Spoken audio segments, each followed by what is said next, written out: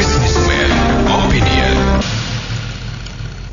Mitra bisnis, Menteri Koperasi dan UKM Teten Mas Duki menyatakan TikTok masih melanggar peraturan Mendak meski kini sudah mengakuisisi e-commerce Tokopedia. Menurutnya, TikTok masih berjualan langsung di media sosialnya seperti dahulu. Bedanya, kini cuma ada tulisan penjualannya diproses dan dihandle oleh Tokopedia. Padahal menurut peraturan, media sosial dan e-commerce atau tempat berjualan itu harus dipisah. Apa komentar Anda mengenai kasus TikTok ini dan apa yang sebaiknya dilakukan pemerintah? Silakan komentar Anda, kami nantikan di WhatsApp call 0816924924. Ya Pak, kebetulan saya ini sebagai salah satu sellernya di TikTok ya. Nah, jadi saya lihat memang masih ada lah yang keranjang ya warna sekiannya ya. Tapi saya pikir begini, memang betul sesuai aturan tuh medsos tidak boleh berjualan itunya. Karena kan medsos sebagai ya iklan tapi tidak boleh langsung. Tapi saya lihat juga dalam hal ini TikTok juga sekarang dalam produk-produk yang dijual juga sudah ketat. Ketatnya gimana? Ada hal-hal tertentu yang dulunya bisa kita sembarangan jual produk apa, sekarang udah enggak.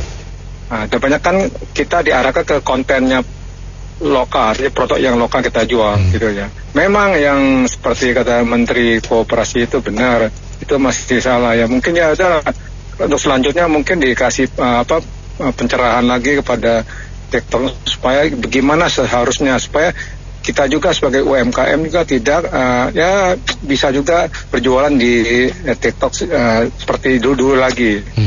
Itu aja komentar saya. Ya, sebetulnya saya mau bertanya kepada pemerintah Indonesia dalam hal ini Menteri Koperasi dan UKM juga. Kalau ini contoh lah, ibarat kalau TikTok itu menjual seluruh produk UMKM Indonesia dan karena lewat TikTok misalnya produk-produknya juga lumayan berkualitas, harganya juga relatif murah, lalu karena lewat TikTok sehingga sangat laku sekali, maka apakah pemerintah akan melarang atau membatasinya? Itu saja Pak, terima kasih.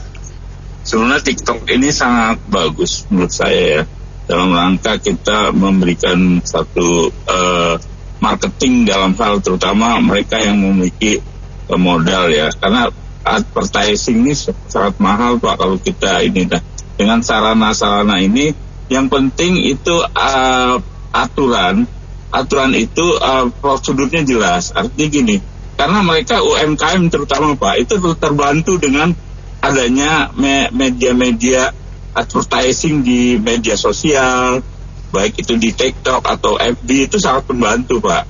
Cuma memang yang perlu ditertibkan karena ini TikTok ini kan masalahnya kadang-kadang sulit untuk mengenai pajak. Saya tahu pemerintah ini akan sulit mengenakan pajak. Nah yang penting salurannya sudah jelas kemana ketika dia mengiklankan sebuah media. Dia harus ada sarana tempat penjualan seperti misalnya Shopee atau apa, karena itu nantinya akan ada pajak yang bisa dikenakan seperti itu Pak. Ini kan pemerintah karena TikTok ini sulit untuk terutama untuk mengenakan pajak, apalagi melalui transaksi media online itu kan kadang-kadang pemerintah sulit untuk apalagi yang dari luar ya. Tapi itu yang perlu ditertibkan Pak. Kalau untuk produk-produk lokal apalagi UMKM itu perlu dibantu memang mereka Pak dalam hal untuk pemasarannya seperti itu Pak.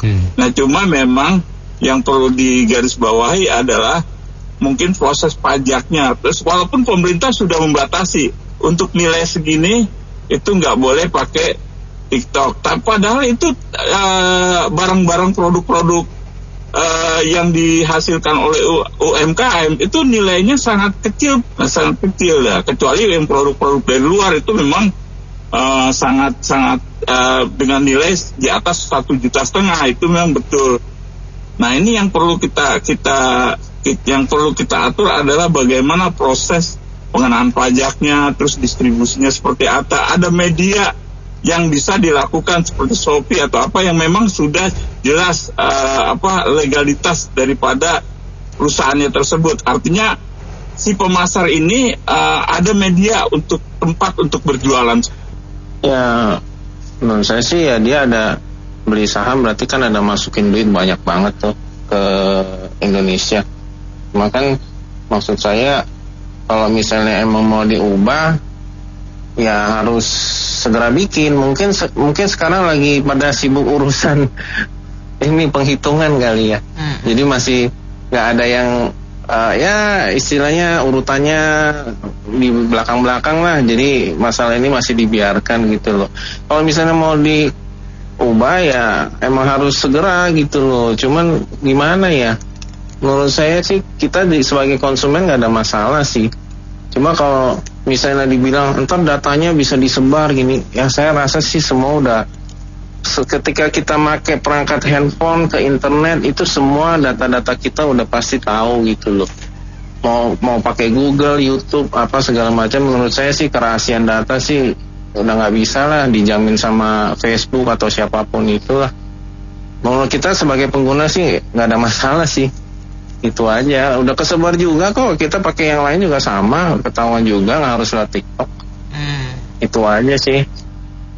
Ya, kalau memang menurut aturan TikTok masih bersalah ya harusnya ada tindakannya ya.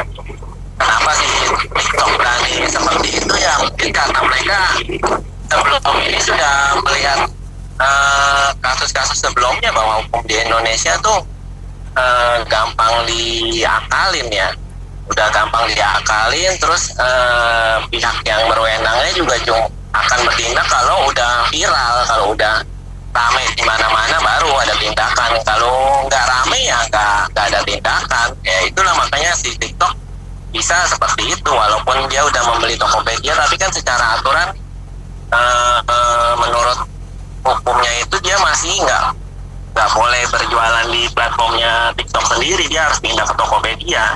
Tapi kan sekarang dia masih melanggar hal seperti itu. Nah ini kita tunggu tindakan dari pihak yang berwenang tuh harus diapain si TikTok ini. Kalau tetap hanya peringatan ya besok-besok ya dia tetap begitu aja terus. Kalau nggak ada sanksi yang nyata ya yang real untuk si TikTok ini. Dari saya itu aja, terima kasih. Baik mitra bisnis, kami sudahi Businessman Opinion untuk kali ini. Terima kasih untuk yang telah bergabung. Saya Anto Wijaya.